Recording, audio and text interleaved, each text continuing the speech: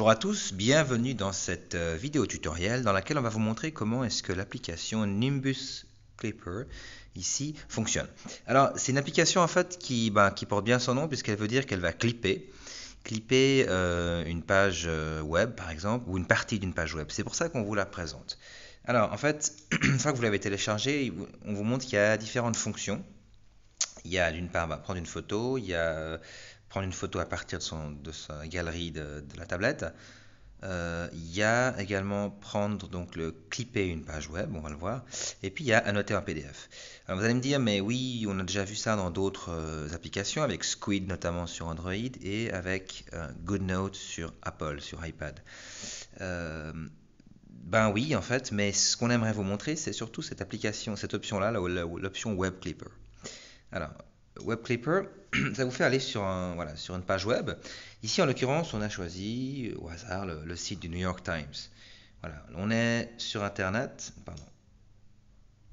Voilà. Donc là, on est connecté sur Internet et puis on va aller sur le site du New York Times et la première page. Et en fait, normalement, vous avez un petit plus qui est là en bas. Vous voyez, on clique dessus, hop, et ça vous fait apparaître plusieurs choses. On vous dit sauver l'article, c'est en anglais, hein, save the article. C'est full article with a Pocket, c'est une autre application. Nous, ce qui nous intéresse, c'est sauver en fait un screenshot. Screenshot, ça veut dire qu'on va faire une capture d'écran de la page ici. Alors, ça se fait très rapidement, on appuie là, et puis voilà, la capture d'écran a été faite.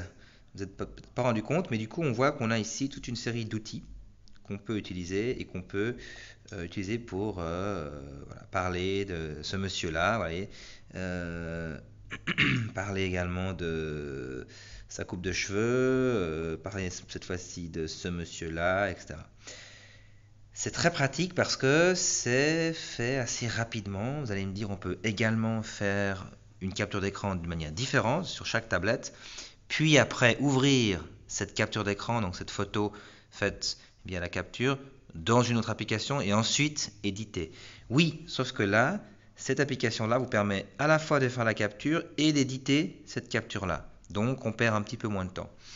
Donc c'est assez intéressant. Et puis après, on peut évidemment ajouter du texte en disant blablabla, blablabla, voilà.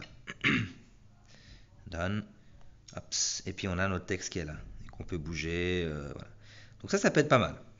C'est une première option de l'application Clipper Nimbus Clipper.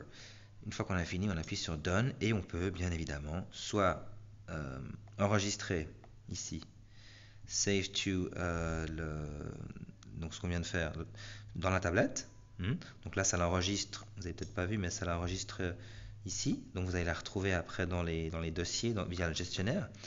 Et puis, vous pouvez également, bien évidemment, la partager. Donc ici, c'est le symbole du partage. Voilà.